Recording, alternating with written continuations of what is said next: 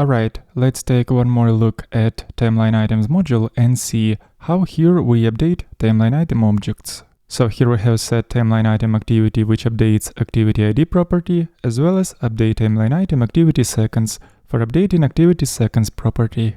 But why don't we try to combine these two functions into one and create generic function to update any property of timeline item object? So let's do just that. We're gonna call new function update timeline item, which is going to accept two params. First one will be timeline item object that we are about to update, and the second param will be object with fields, which is going to contain new values for properties.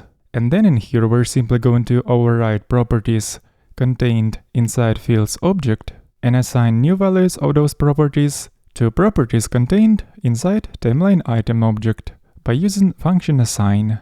And in the end, method assign is going to return object with overridden properties.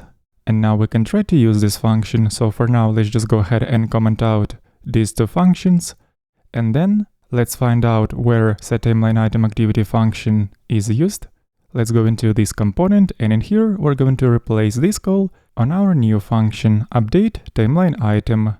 But of course we have to tweak params a little bit, because as you can see in here, setTimelineItemActivity function was accepting two params, second of which was primitive value activity ID, but in our case updateTimelineItem as a second param accepts object of properties. So we're gonna have to directly specify which property we are overriding, and in this case we are overriding property called activity ID. So let's pass an object with only one property, activity ID, and the new value stored inside event variable called $event, like this.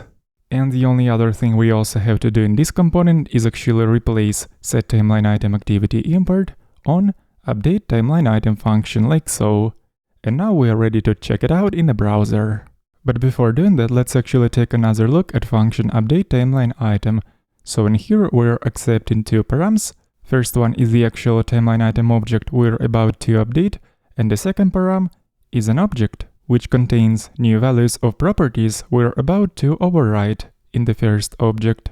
And as a reminder, every timeline item object consists of three properties. And those are our activity ID as well as activity seconds. So in that particular case, inside of timeline item object, when we were calling updateTimelineItem function and passing object with only one property, activity ID, as the second argument, this way we are overriding only one property called activity ID of timeline item object. And now let's actually go ahead and do the same replacement for the second function before checking everything in the browser. The second function is updateTimelineItemActivity seconds. So let's see where this function is currently being used. Go into this component. And the first thing we're gonna do in here is actually replace an import of this function on our new function updateTimelineItem. And whenever we were using that function, let's replace all those calls on updateTimelineItem function. So we're gonna follow the same steps and replace function name on function updateTimelineItem. And as a second parameter, we're going to convert this argument on object with only one property that we are updating in this case, and that is activity seconds property. And of course, this replacement should be made in every place where that function is used. So let's do this for the second call of this function. Along with that, we're also going to change second parameter on object, just like we have done in the first case. And finally, there is also one more entry of that function that we are calling inside the reset function. This entry we're also going to replace on updateTimelineItem, and the second argument will convert into an object with one property, activity seconds, like so. And after doing all these modifications, we are actually ready to check it out in the browser. So let's just see if we can still select activity for timeline item object and start tracking time for this activity. And we also make sure that this time will be decreasing on activities page. So this functionality is working. And also let's try to remove activity and make sure no errors happen during removal. This part is working as well. Let's go back to the editor. And now that we have completely replaced all mentions of these two functions across our codebase, we're now ready to completely remove these two functions. Let's do this. let's remove this commented code. And now we're gonna work on a refactoring of reset timeline item activities function. So if we take a closer look at this function, here we can see that by iterating over timeline items objects, in this closure we're actually doing two different operations. The first operation checks condition, and the second operation is actually the code that executes only when the condition is met.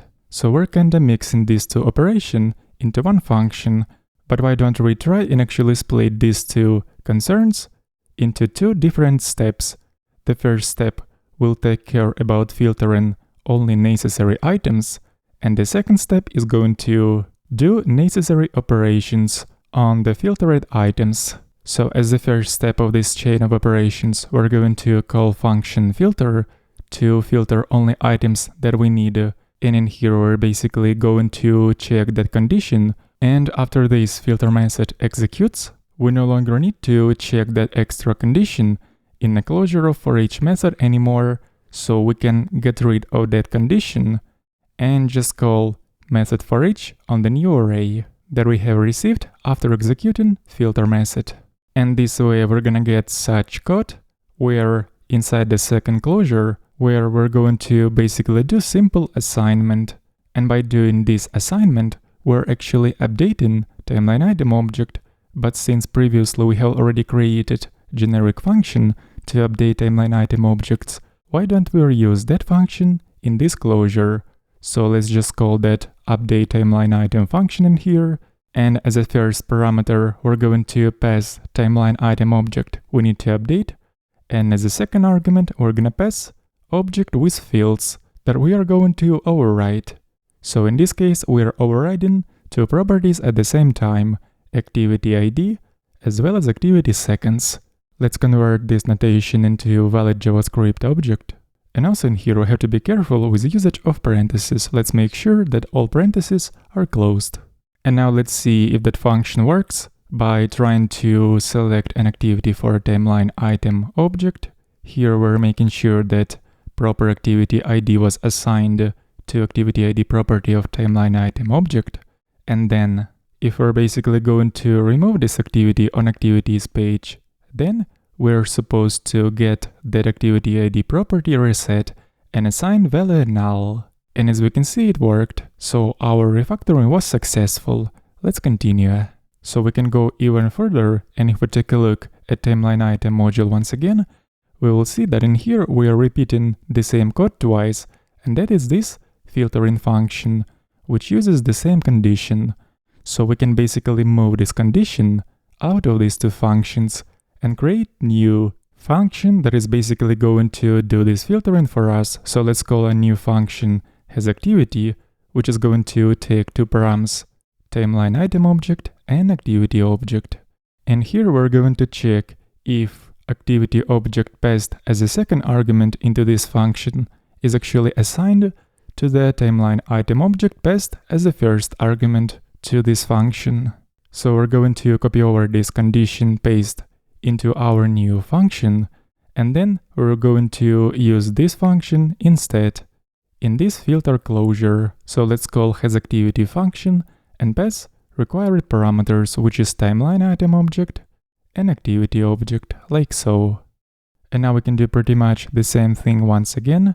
Let's copy call of this function and paste it into this filter function. And this way we were able to reduce code duplication a little bit and reuse some parts of code.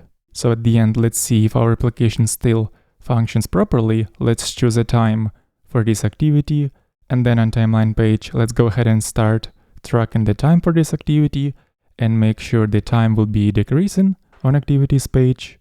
This part is working. And if we decide to remove this activity, then on timeline page, this timeline item object is supposed to reset that coding activity.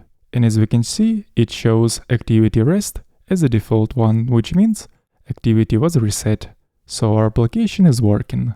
We're going to continue development in the next lesson.